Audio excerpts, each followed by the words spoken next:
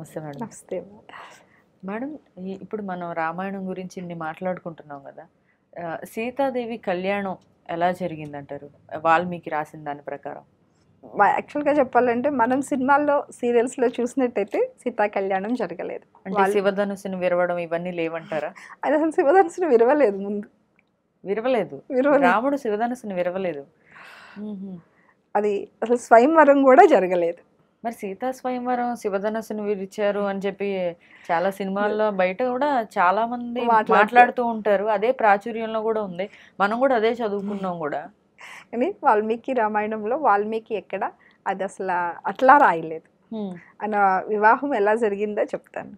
దశరథ మహారాజు రాజ్యసభలో కొలువు తీరి ఉండి అందరూ మహర్షులు అందరూ సమావేశమై ఉండగా నా కొడుక్కి నా రాముడికి 16 సంవత్సరాల వయసు వచ్చింది. వివాహం చేసే వయసు ఆసన్నమైంది. ఇంకా వివాహం చేద్దాం అనుకుంటున్నాం. ఎవరన్నా ఒక మంచి అమ్మాయిని చూసి వివాహం చేద్దాం అనుకుంటున్నాం. సహజంగా మనం అంటాం కదా, పెళ్ళిటికి వచ్చిన అబ్బాయి ఉంటే మంచి అమ్మాయి ఉంటే చెప్పండి అని. అట్లా ఆయన కూడా మాట్లాడుతూ ఉన్నారు. ఆ సమయంలో వచ్చాడు విశ్వామిత్ర మహర్షి. చాలా తొందరగా వచ్చేస్తాడు. నేను రాముడిని రాక్షస సంహారానికి తీసుకెళ్తాను అన్నాడు. దశరథ మహారాజేమో నా కొడుకు 16 ఏళ్ళే అయ్యా, సరిగా ధనుసు పట్టుకోవడం కూడా రాదు, ఆయనే రాక్షస సంహారం చేస్తాడు, నేను వస్తాను అంటాడు. నీకు తెలియదయ్యా నీ కొడుకు ఎవరు, నాకు తెలుసు అంటాడు ఆయన. అప్పటికీ ఆలోచించు, మళ్ళీ అదే మాట అంటాడు, నీ కొడుకు ఎవరో నీకు తెలీదు, నాకు తెలుసు, వశిష్ఠుడికి తెలుసు, ఇక్కడున్న మహర్షులందరికీ తెలుసు ఆయన ఎవరో, ఆయన్ని నేను తీసుకెళ్తాను అని. అంటే ఇంకా వశిష్ఠ మహర్షి ఒప్పించడంతో ఏమనలేక దశరథుడు పంపిస్తాడు. గురువుగారు ఎలా చెప్తే అలా నడుచుకో అని చెప్పి పంపిస్తాడు. ఇలా తీసుకువెళ్తాడు. తాటక సంహారం అయిపోతుంది. ఇంకా అయిపోయినాక మరి తీసుకొచ్చేయాలి కదా విశ్వామిత్రుడు. పక్కనే మిథిలా నగరం ఉంది, అక్కడ ధనస్యజ్ఞం జరుగుతుంది, చూద్దామా, వెళ్తున్నాను వస్తావా అన్నాడు. ఆవిడేమన్నాడు, అంటే ప్లాన్ గానే అడుగుతారా? మరి ఆయన వచ్చిందే ఏంటి సీతమ్మకి అప్పచెప్పడానికి, వారిద్దరి కళ్యాణం చేయడం కోసమే ఆయన ఉన్నాడు విశ్వామిత్రుడు. సో వాళ్ళ నాన్నగారు బయలుదేరేటప్పుడు ఏం చెప్పారు, మీరు గురువు గారు ఎలా చెప్తే అలా వినండి అన్నారు. సరేనండి అన్నాడు. చక్కగా మిథిలా నగరానికి వెళ్ళారు. వీళ్ళు వెళ్ళడం జనక మహారాజు ఆదరంగా ఆహ్వానించారు, స్వాగతించి చక్కగా కూర్చోబెట్టి అన్నీ చేసి, వాళ్ళతో యజ్ఞం పూర్తవుతుందండి అని చెప్పి మీరు కూడా యజ్ఞంలో పాలు పంచుకోండి అని చెప్తారు. విశ్వామిత్రుడు కూడా వెళ్తాడు. అంత యజ్ఞం పూర్తవుతుంది. అంతా అయిపోయినాక ఇప్పటివరకు మీరు ఒక ధనస్సు యజ్ఞం చేశారు కదా, ఆ ధనస్సుని ఒక్కసారి తీసుకొచ్చి చూపించారు, అసలు ఆ శివధనస్సు ఏంటి, మీ ఇంట్లో ఎందుకు ఉంది, ఇదంతా అడుగుతాడు. రాముడికి చెప్పిస్తాడు. రాముడు ముందే అడుగుతాడు. జనకుడు చెప్తాడు, ఇది శివుడు ఇచ్చిన ధనస్సు అండి, మా ఇంట్లో ఉంది, ఆ కథ అంతా చెప్తాడు ఆయన. చెప్పినాక ఒక్కసారి తీసుకురారాదా పిల్లలు చూస్తారు అని తెప్పిస్తాడు. అదొక 500 మంది దాన్ని మోసుకుని వస్తారు ఆ పెట్టెని, అంత బరువుగా ఉంటుంది. చక్కగా తీసుకొచ్చి అక్కడ పెట్టినాక రాముడిని చూడమన్నాడు. గురువుగారు చూడమన్నారు కదా, చూసాడు. దాన్ని ఒకసారి కదిలిస్తావయ్యా, శివధనుసుని ఎత్తి దానికి వింటినారి కట్టు అన్నాడు విశ్వామిత్రుడు. దాన్ని చక్కగా ఏది అప్పటిదాకా ఎంతోమంది రాజులు వచ్చి కనీసం దాన్ని కదపను కూడా కదపలేకపోతారు. రాముడేమో దాన్ని ఒక చిన్న బొమ్మలాగా చాలా సునాయాసంగా ఆ శివధనుసుని పైకి లేపేస్తాడు. లేపేసి దానికి వింటినారి కడుతూ ఉంటే అప్పుడు అది విరిగిపోయింది. ఈయన శివధనుసును విరవలేదు, అది కడుతూ ఉంటే, వింటినారిని కడుతూ ఉంటే, బాణం వేయటానికి పైన వింటినారిని కట్టాలి కదా, అలా కట్టేటప్పుడు అది ఇరిగిపోయింది శివధనుసు. ఇంకా అది అసలు ముందు ఆయన ఎత్తేసాడు కదా, అసలు నా కూతుర్ని పెళ్లి చేసుకోవడానికి ఎవరన్నా వస్తారా, ఎంతమందో వచ్చి వెళ్ళారు, ఎవరొక్కళ్ళు కూడా శివధనుసుని కదిలించలేకపోయారు, అసలు నా కూతురు వివాహం అవుతుందా అని జనకుడు బెంగపెట్టుకున్నాడు. అలాంటిది ఒక్కసారి రాముడు ఆ శివధనుసు ఎత్తగానే ఈయనకి ఇంకా పట్టలేని ఆనందం వచ్చేసి గబగబా సీతమ్మని తీసుకొచ్చేసి పాణిగ్రహణం చేయబోతుంటే, నేను చేసుకోను అన్నాడు రాముడు. నేను చేసుకోనండి అన్నాడు. కానీ తర్వాత చూస్తే కళ్యాణం అయిపోతుంది కదా. అవును, ఇంతవరకు మనకి తెలుసు. అంటే అంతకుముందంతా కూడా స్వయంవరంలో విరుస్తాడు, రావణాసురుడు రావటం ఉండదు, రావణాసురుడిని పిలవరు, ఇవేమీ ఉండవు. వాల్మీకి రామాయణం మనకి ఎప్పుడైనా రామాయణం అంటే వాల్మీకి రామాయణమే ఆధారం. ఎందుకంటే బ్రహ్మ చెప్తాడు, నువ్వు రాసినటువంటి రామాయణంలో ఒక్కటి కూడా అసత్యం ఉండదు, నువ్వు ఊహించి రాసింది ఉండదు, అబద్ధం ఉండదు, కల్పితాలు ఉండవు. ఆయనకి మొత్తం ఎవరి మనసుల్లో ఏం మాట్లాడుకుంటున్నారో కూడా తెలుసుకునేటువంటి శక్తిని ఆయనకి ప్రసాదిస్తాడు బ్రహ్మదేవుడు. మనసులో మాట్లాడుకున్నవి కూడా తెలుస్తాయి. అవి కూడా రాశాడు ఆయన. మరి అలాంటప్పుడు అవన్నీ అబద్ధాలు అవ్వవు కదా. వాల్మీకి రాసిన దానిలో స్వయంవరం జరగదు. అక్కడ రావణాసురుడు ఆ స్వయంవరానికి రావటం ఉండదు, ఆమెను చూడటం ఉండదు, ఇవి ఏమీ ఉండవు, ఇదంతా అబద్ధం. ఇక్కడతో మామూలుగా అయితే ఇక్కడ వరకే ఉంటుంది. తర్వాత అనసూయాదేవి అడుగుతుంది, సీతమ్మ నీ కళ్యాణం ఎలా జరిగింది? వనవాసంలో వీళ్ళు అగస్త్య మహర్షి ఆశ్రమానికి వెళ్ళినప్పుడు అనసూయాదేవి అడుగుతుంది, అసలు మీ కళ్యాణం ఎలా జరిగింది? మీ కళ్యాణం గురించి అందరూ చాలా కథలుగా చెప్పుకుంటారు, ఎలా జరిగిందని నాకు కూడా చెప్పవా, నాకు వినాలని ఉంది అని. ఆ రోజు ఆయన శివధనుసు విరిచారు, ఎక్కువ పెట్టారండి, వింటున్నారని. అలా ఎక్కువ పెట్టగానే శివధనుసు విరిగిపోయింది. మా నాన్న నాకు ఇచ్చి వివాహం చేస్తానంటే నేను ఇప్పుడే చేసుకోను అన్నాడు. అసలు చూడండి, అంత రూపవతి, గుణవతి, సౌందర్యవతి, అక్కడ అడ్డు చెప్పేవాళ్ళు ఎవరు లేరు. ఆయన ఇస్తానంటే నేను పెళ్లి చేసుకుంటానంటే ఆపేవాళ్ళు ఎవరు లేరు, వద్దనే వాళ్ళు కూడా ఎవరు లేరు.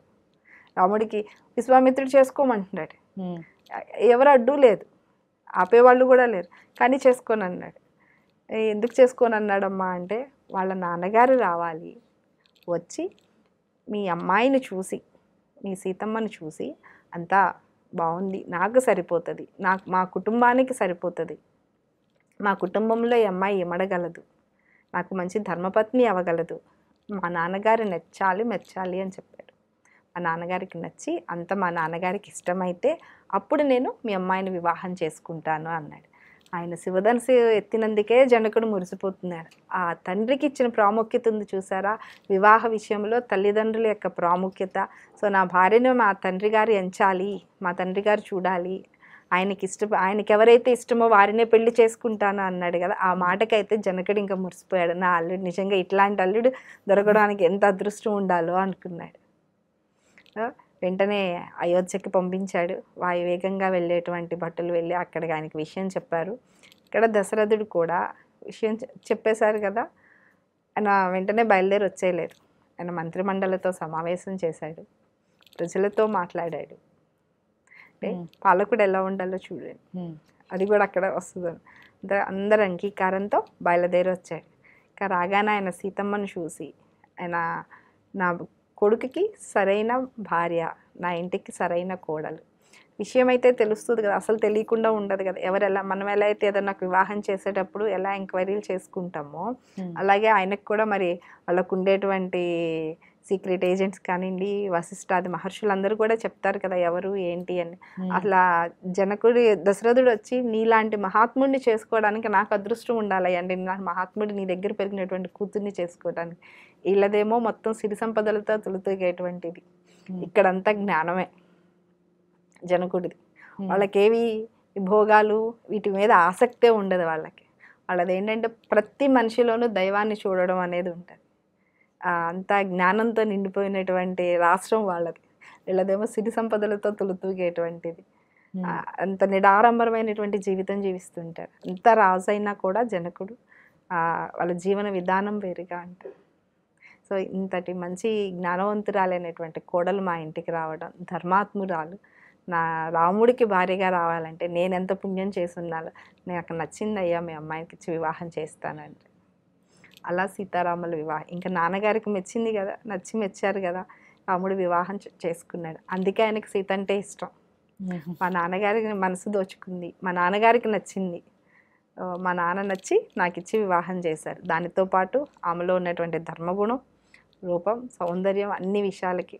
ఇంకా కళ్యాణం విషయానికి వస్తే, వివాహం చేసే సమయంలో జనకుడు తీసుకొచ్చి మనకి కన్యాదానం చేస్తాం కదా, అలా చేసే సమయంలో ఆయన చెప్తాడు, సీతమ్మ చెయ్యి అందిస్తా, రామా నేను నా కుమార్తెను నీకు భోగాల కోసమో కోరికలు తీర్చుకోవటమో ఇవ్వట్లేదు, ధర్మ మార్గంలో నడవడానికి ఇస్తున్నా. నా కూతురు ధర్మ మార్గంలో నడుస్తూ నిన్ను ధర్మ మార్గంలో నడిపిస్తుంది. అదేంటండి రాముడు ధర్మ మార్గంలో నడవడానికి నడుస్తున్నాడు ఆయన, అయినా కూడా ఎక్కడ కూడా కించిత్ కూడా ధర్మం తప్పకుండా ఆమె కూడా అలాగే ప్రతిదీ రాముడు చేసే ప్రతి పనిని గమనిస్తూనే ఉంటుంది. ఎక్కడన్నా పొరపాటునన్నా చిన్న తప్పేమన్నా చేస్తాడేమో అది చేయనీయకుండా చూడాలి కదా. నేను ధర్మ మార్గంలో నడిపించడానికి నా కూతుర్ని నీకు ఇచ్చి వివాహం చేస్తున్నాను. ఇంకా నా కూతురు నీడలాగా ఎప్పుడు నిన్ను అంటు పెట్టుకునే ఉంటుంది, నిన్ను ఒక్క క్షణం కూడా వదిలిపెట్టి ఉండదు. నా కూతురు పతివ్రత, ఇంకా అప్పటికి వివాహం అవ్వలేదు, వివాహం చేస్తున్నాడు. కానీ పతివ్రత అన్నాడు. మనకి తెలిసి పతివ్రత అనే అర్థం వేరు. పతివ్రత అంటే భర్తకు అనుగుణంగా అనుకూలంగా నడుచుకునేటువంటిది. అంటే ఆ విధంగా ఈ అత్తవారింటికి వచ్చి ఎలా నడుచుకోవాలో, అక్కడ ఎలా ఉండాలో అన్ని విధాలుగా శిక్షణ పొందింది. నీకెప్పుడూ ఇబ్బంది కలగకుండా నీకు అనుగుణంగా నీ అడుగుజాడల్లో అడుగు వేస్తూ నడుస్తుంది అని నేను ఆ విధంగా నా కూతుర్ని పెంచాను. అక్కడ అక్కడనే కదా అసలు పతివ్రత అంటే అర్థం అది. ఇందాక మనం అనుకున్నట్టు ప్రతిదానికి అర్థాలు మారిపోయింది కదా, అలా అది కూడా మారిపోయింది. సో ఈ విధంగా జరిగింది. ఆ విధంగా వాళ్ళ వివాహం జరిగి వచ్చారు. మరి వివాహం చేసుకున్నాక వారిద్దరు కూడా ఎంత అన్యోన్య దంపతులో కదా. అందుకే కదా మనం ప్రతి శుభలేఖ మీద సీతారాముల ఫోటో వేసుకుంటాం. వాళ్ళిద్దరూ కళ్ళతోనే మాట్లాడుకుంటారంట. రాముడు మనసులో ఏముందో రాముడు చెప్పకుండా సీతమ్మ తెలుసుకోగలదు. సీతమ్మకి ఏం కావాలో ఆమె మనసులో ఏముందో రాముడు తెలుసుకోగలడు. ఎంత బాగా తెలుసుకోగలడంటే కైకేయి వనవాసం చేయమని చెప్పుద్ది వెళ్ళమని. ఆయన సరేనని చెప్పొస్తాడు. వచ్చేటప్పుడు కొంచెం దిగులుగా వస్తాడు. ఎందుకు? రాజ్యాన్ని వదులుతున్నానన్న దిగులు కాదు. ఇప్పుడు ఈ విషయం నేను సీతకి ఎలా చెప్పాలి, రాజ్యం అది ఇప్పుడు పట్టప్రాణి అవుతున్నానని సంతోషంలో ఉంది కదా, నా మాట వినగానే ఈ మాట వినగానే దిగులు పడుతుందా, బాధపడుతుందా? అసలు నేను ముందు సీతని వదిలిపెట్టి నేను ఉండలేను. నన్ను వనవాసానికి వెళ్ళమంది కదా, నా సీతను వదిలిపెట్టి నేను ఉండలేను. సీతను వదిలిపెట్టి నేను ఎలా వెళ్ళాలి, అసలు నేను అలా వెళ్ళడానికి ఆమె అంగీకరిస్తుందా? ఇన్ని ఆలోచించుకుంటూ వస్తాడు ఆయన. పైనుంచి చూస్తుంది, ఇంటి ఇందాక వెళ్ళేటప్పుడు బాగానే ఉన్నాడు, ఇంత దిగులుగా వస్తున్నాడు, ఆయన మనసులో నన్ను వదిలిపెట్టి ఎక్కడికన్నా వెళ్ళాలంటే ఎలా వెళ్ళగలని ఆలోచిస్తున్నాడు. అసలు చూడండి వాళ్ళ మధ్య బాండింగ్ ఆలోచిస్తున్నాడు. నన్ను వదిలిపెట్టి ఆయన ఎక్కడికి వెళ్తాడు, నేను ఎందుకు వదిలిపెడతానా ఏంటి, నేను వదిలిపెట్టాను కదా. ఇక లోపలికి వచ్చి ఆయన చెప్పడం ఆమెకి అర్థమైపోయింది ఆయన మనసులో ఏముందో. అందులో వాళ్ళ నాన్న చెప్పారు కదా, నీడలాగా నీ వెనకమాలే ఎప్పుడు నిన్ను అంటి పెట్టుకునే ఉంటుందని. రాముడు చెప్తాడు అక్కడ ఎన్ని కష్టాలు ఉంటాయని. ఆమె కూడా దానికి చక్కగా ఇద్దరు మాట్లాడుకుంటూ ఉంటారు. మా నాన్నగారు చెప్పారు కదా, మీరే కదా ధర్మం అంటారు కదా, మీరు మీ నాన్న మాట ప్రకారం ధర్మాన్ని పాటిస్తున్నారు కదా, మరి నేను కూడా మా నాన్న ధర్మాన్ని పాటించాలి కదా. వివాహం చేసేటప్పుడు ఏం చెప్పారు మా నాన్న, మీకు ఛాయలాగా నీడలాగా ఉంటానన్నాను కదా, మరి మీరేమో అడవుల్లో వనవాసంకి తిరుగుతూ ఉంటే నేను అంతఃపురంలో మీ నీడ అంతఃపురంలో ఉంటుందా, మనిషి అక్కడ ఉంటే నీడ కూడా అక్కడే ఉండాలి కదా. సో అందుకని నేను మీతో రావాలి కదా. వాళ్ళ నాన్న చెప్పిన విషయాలన్నీ అప్పుడు ఎంత చక్కగా గుర్తుపెట్టుకుని అవసరానికి చక్కగా, అంటే రాముడిని వదిలి ఇంకోటి ఉండలేదు, అలా వాడుకుని వనవాసానికి వెళ్ళింది. ఆ వనవాసంలో వాళ్ళు ఎక్కడ కష్టపడిందే లేదు. 14 సంవత్సరాలు వనవాసంలో 13 సంవత్సరాలు చాలా చక్కగా ప్రకృతిలో మమేకమై జీవించారు వాళ్ళు.